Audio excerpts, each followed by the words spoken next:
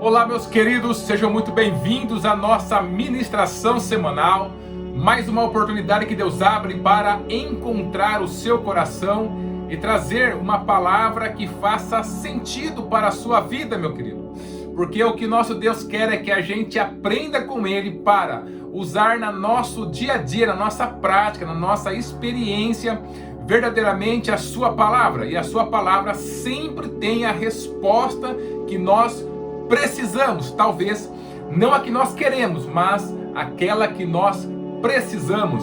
E nós estamos dentro da nossa série Deixando Tudo por Jesus. Na semana passada falamos um pouquinho sobre a bondade de Deus, porque nós estamos trabalhando o tema de Lucas, capítulo 18, do versículo 18 até o versículo 30. Então, queridos, dentro desse tema, dentro dessa série, nós falamos um pouquinho semana passada sobre a bondade de Deus, o quanto Deus, somente Ele é bom, e nós colocarmos a nossa vida para buscar esse bem absoluto é justamente o propósito pelo qual Ele nos colocou nessa terra. Todos os bens que essa terra nos oferecem, por melhores que sejam, não são bem absoluto. E a gente condicionar a nossa vida, e a gente colocar a nossa vida em função desses bens, vai ser uma derrota no final para nós, querido, porque nada dessa vida, queridos, é o bem superior, é o bem completo, é o bem 100%, a não ser o nosso Deus. A sua vida só vai ter o propósito, você vai se sentir cheio, ou seja, completamente dentro da plenitude que o Senhor Jesus fala que Ele veio trazer, se você estiver buscando o bem absoluto, e por causa do bem absoluto, você ter a coragem de deixar bens que são inferiores a Ele. Isso é seguir a Jesus. Isso é deixar tudo para segui-lo, para viver com Ele, porque Ele nos construiu para isso. E nós estamos continuando a nossa série de ministração, e hoje eu queria falar um pouquinho com você sobre ainda te falta uma coisa. Está ali na continuação do texto, em Lucas capítulo 20, versículo 23, a gente vai ler daqui a pouquinho. Mas antes, eu queria meditar com você numa reflexão que veio ao meu coração quando eu estava desenvolvendo essa palavra para a gente compartilhar aqui. E é justamente que nós, queridos, vivemos dentro desse mundo, e nesse mundo existem prisões que facilmente capturam o coração das pessoas. E essas prisões, quando a gente fala uma prisão, a gente pensa sempre em algo muito ruim, em algo que vai cercear nossa liberdade, em algo que vai paralisar nossa vida, em algo que vai ser negativo, ruim, que vai trazer sofrimento, que vai trazer dor, que vai trazer adversidade. Ou seja, quando a gente fala a palavra prisão, tudo que é negativo sobe ao nosso coração, Nós pensamos, por exemplo, nas pessoas que estão presas hoje em dia, e com toda certeza estar preso dentro de algum centro de detenção não é algo que aquelas pessoas gostariam de estar em liberdade. Então, quando a gente fala assim, olha, Jesus veio para libertar você da prisão, e o próprio Jesus ele fala isso, um dia ele fica de pé na sinagoga e lê lá a palavra que estava em Isaías, que ele veio para libertar. Então, queridos, quando a gente pensa nisso, nós pensamos na prisão, por exemplo, prisão do medo, da culpa, a prisão da baixa autoestima, a prisão dos pecados, a prisão da distância em relação a Deus, e tudo isso vai fazendo com que a gente tenha uma visão, uma figura construída de que prisão é algo ruim, é algo realmente detestável, que nós temos que ter a ajuda de Deus para nós fugirmos, porque ela é negativa e nos faz sofrer. Mas na verdade, querido, o inimigo das nossas almas, ele é professor em causar, em desenvolver ilusões. Afinal de contas, o nosso próprio Jesus falou que ele é o pai da mentira, ou seja, ele é o maior dos enganadores. E você acha que alguém que é o maior dos enganadores não ia trazer uma ilusão, maquiar uma prisão para que as pessoas estivessem dispostas a ficar ali dentro daquela prisão, achando que elas estavam livres e que elas estão no melhor lugar do mundo? Queridos, nós temos que olhar também com esse lado, porque muitas prisões nessa terra, elas não têm a conotação de um centro de detenção prisional, ela não tem essa conotação de cercear simplesmente a liberdade, de ser ruim, de ser algo à primeira vista, né? De ser algo que é aterrador a qualquer pessoa que está em liberdade. Não, queridos, o inimigo, ele é um enganador, ele é o pai da mentira, e ele desenvolve muitos tipos de ilusões que mantêm as pessoas dentro de prisões, e essas prisões acabam sendo confortáveis para as pessoas. Já pensou numa coisa dessa? Uma prisão que é confortável? Pior, uma prisão na qual a pessoa não quer sair de lá? Pior, uma prisão onde a pessoa não conhece, não consegue reconhecer um outro que veio para libertá-la. Então, era justamente a questão que aquela pessoa, que aquele homem que foi conversar com Jesus, ele vivia. Ele achava que ele estava completamente livre, mas o Senhor revelou ao seu coração que ele estava dentro de uma prisão, que ele gostava de estar dentro daquela prisão, que ele não queria sair de dentro daquela prisão, e ele se entristeceu quando alguém, no caso Jesus, mostrou para ele que aquilo também era uma prisão. Vamos ler a palavra de Deus? Está lá em Lucas, capítulo 18, do versículo 20 ao versículo 23. Ali está escrito assim: sabes os mandamentos: não adulterarás, não matarás, não furtarás, não dirás falso testemunho, honra teu pai e a tua mãe. Replicou ele: tudo isso tenho observado desde a minha juventude. Ouvindo-o Jesus, disse-lhe: uma coisa ainda te falta, vende tudo o que tens, dá-os aos pobres, e terás um tesouro nos céus.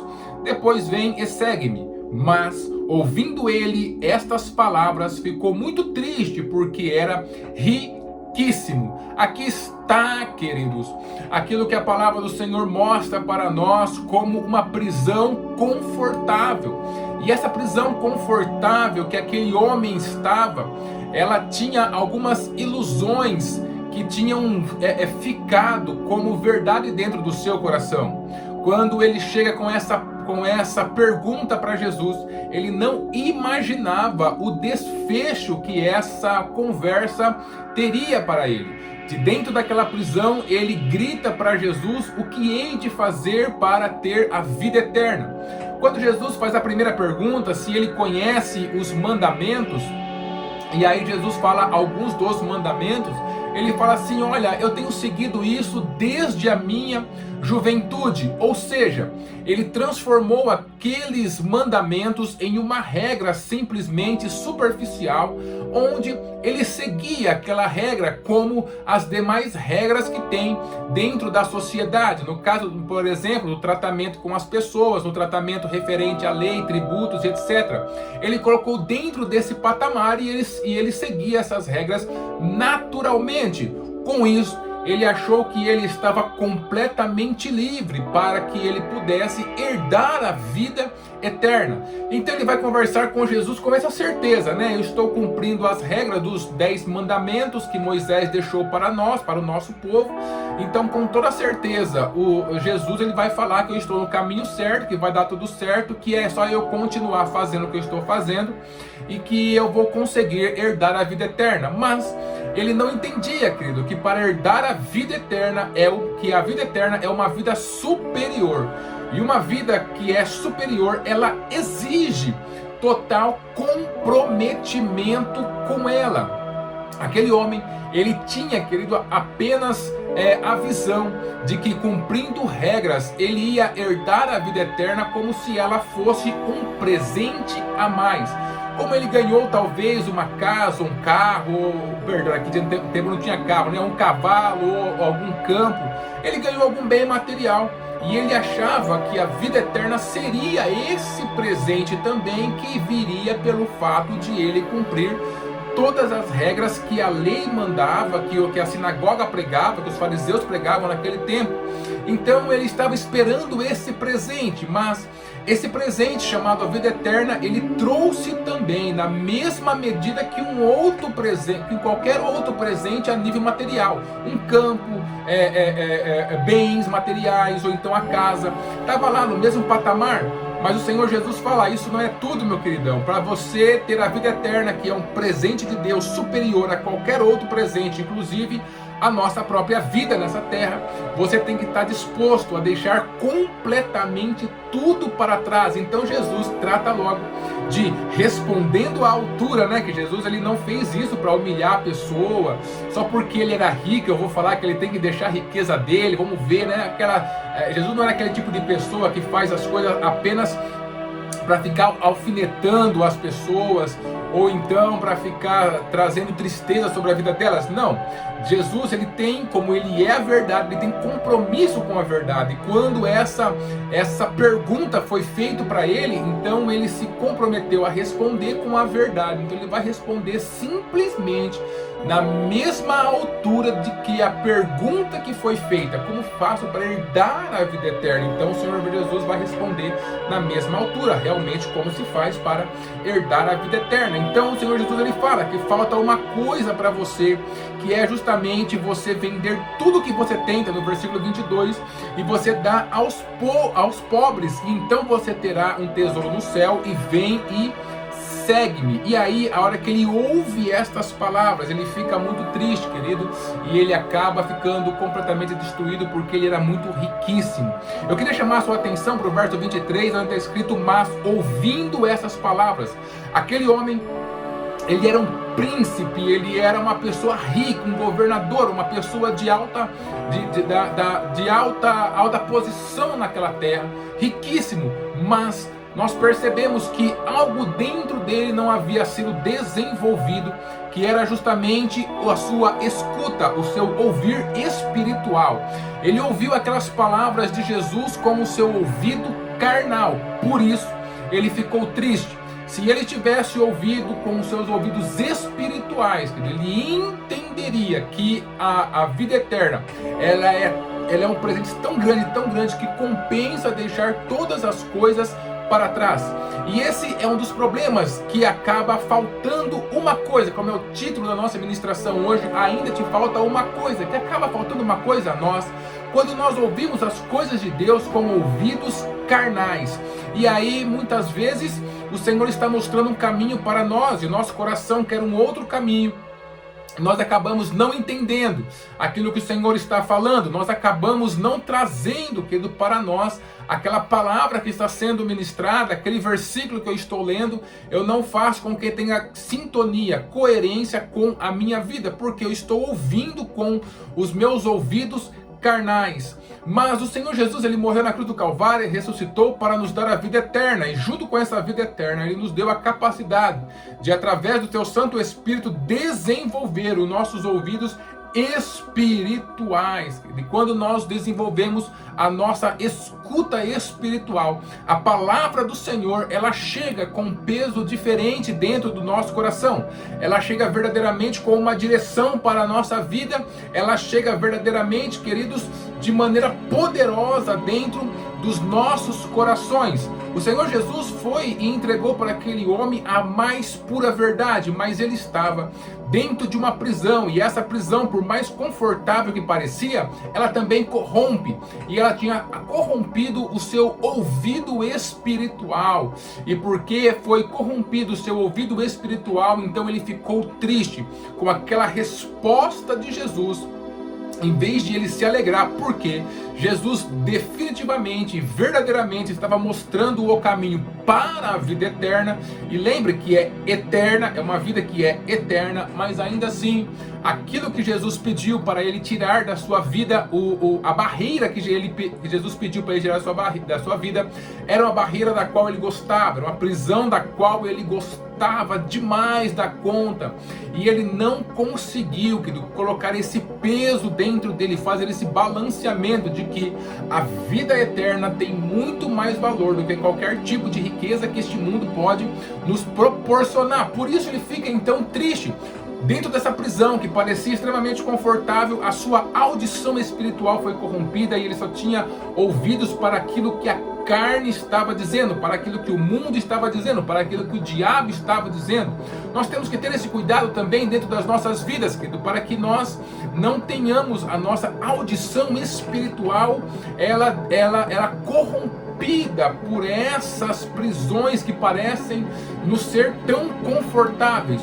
O Senhor nosso Deus, Ele está sempre trazendo uma palavra de ânimo, de orientação, de ajuda para a nossa vida, mas também uma palavra de confronto para a nossa vida, porque a proposta que Ele tem para nós é deixar pai, mãe, mulher, filhos, ou seja, todas as coisas por amor a Ele. Se Ele não for o primeiro, querido, nós teremos problemas dentro do nosso coração, e a pessoa que não consegue ouvir isso, mas fica se agarrando a coisas desse mundo, seja coisas que aconteceram no seu passado, ou coisas que ele quer conquistar, ou seja, eu nunca tenho tempo para Jesus, estão me chamando para ir no culto, estão me chamando para ler a Bíblia, para fazer parte de um grupo de oração, para fazer um curso na igreja, mas eu não tenho ouvido, porque eu não tenho tempo para isso.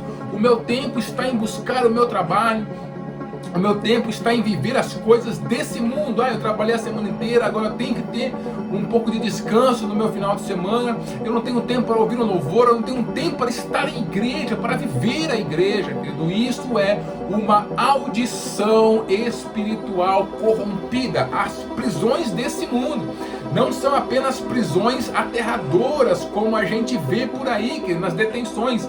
Muitas vezes são prisões que têm um manto de ilusão, que traz um aconchego para nós. A gente acaba nos conformando com isso. Como está a sua escuta espiritual, querido? Ainda te falta algo? Pense sobre isso. Pense se você realmente tem a coragem de deixar tudo por Jesus, porque essa é a proposta dele para quem vai herdar a vida eterna. E veja se você não precisa passar por um realinhamento da sua audição. E nós temos um médico especialista que se chama Jesus Cristo, que através do seu Santo Espírito pode curar a sua audição espiritual, para que você passe a ouvir Jesus, Deus, em vez do mundo, e você tenha a coragem de deixar tudo por Jesus. Que o Senhor Jesus, Ele possa curar a sua visão e a sua audição espiritual, e você possa começar a ouvir a doce sinfonia, a doce melodia do Espírito Santo soando em seu coração. Deus abençoe a sua vida e abençoe a sua família.